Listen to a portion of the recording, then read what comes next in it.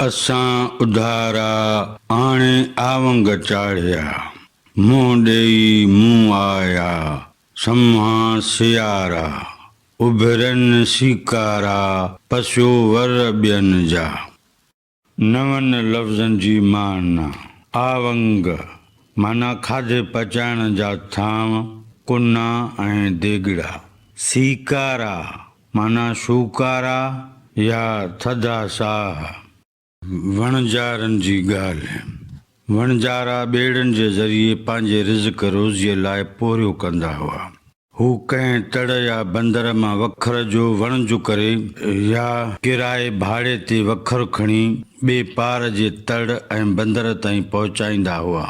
हू जॾहिं हिक मुल्क खां समुंड झागे ॿिए मुल्क वञी रसंदा हुआ तॾहिं खेनि सफ़र में महीननि जा महीना गुज़री वेंदा हुआ। वरी मोटी घर माग मस रसंदा हुआ त ॿिए मुल्क लाइ नए माल जो ऑर्डर मिलंदो हो। इन्हीअ करे घर में घणो वक़्तु न तरसी सघंदा हुआ।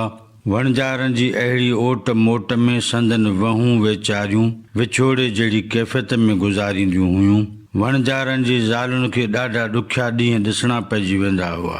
हिकु वणजारे जे न मोटी अचण जा उदमा ऐं ॿियो माली तरह तंग हालीअ में गुज़ारो वणजारनि जी वहुनि खे मारे छॾींदो हो।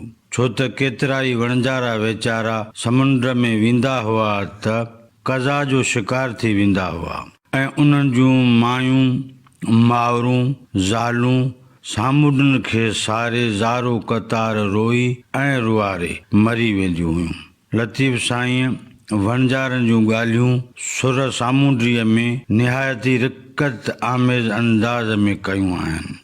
मुंहिंजे ख़्याल में हिन बैत जी सादी ऐं सवली सम्झाणी हिन तरह थींदी। असां उधारा आणे आवंग चाढ़िया। वणजारे जी ज़ाल चवे थी त वणजारे खे समुंड में वहे वॾा ॾींहं थी विया आहिनि। हाणे असां वटि त रध पचाव जा थांव बि नाहिनि रहिया।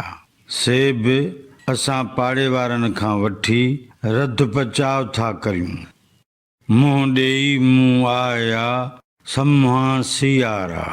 वणजारे जी ज़ाल चवे थी त बिना कांध ऐं बेसमर सामान मूंखे केतिरनि सियारे जे सख़्तु सीअनि ऐं पारनि सां मुक़ाबिलो करणो आहे।